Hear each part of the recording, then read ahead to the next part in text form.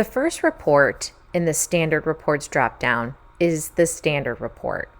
This is going to provide overall proficiency rates for any given standards that have been assessed within the selected date range. To begin using this report, start by selecting the desired start date and end date. These filters will default to a start date of July 1st of the current school year, and the end date will be the current date. Underneath, select a given grade level,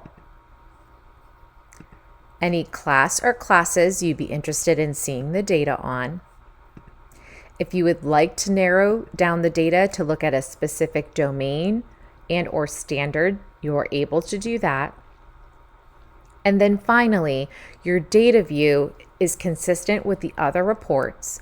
If you go with the default of all assignments, it will factor in zeros for any non-submissions from assessments that have been assigned, or submissions only will only calculate the data for any assessments that have been submitted by students.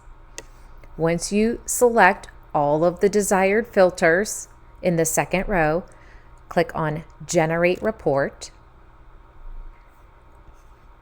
This report will automatically show collapsed. So for the selected class of class 401, I can see that the overall proficiency average is 51.53%. And then I can see the overall proficiency rate for every standard that has been assessed within the selected date range. Click on the plus icon next to the class name to expand the menu and then see overall proficiency averages for each individual student within that class, as well as their performance on every single standard.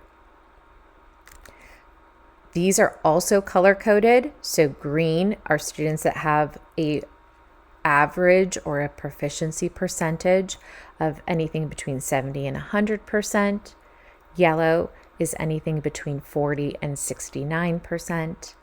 And then red is anything below 40%. This report can be exported by locating and clicking on the Excel document in the upper right-hand corner, which will allow you to download that particular report. Once the report has been downloaded, you may open up that Excel file. As you can see here, it also is defaulting to collapsed. So you can always click on Unhide to then show the rows for all of the students within that class.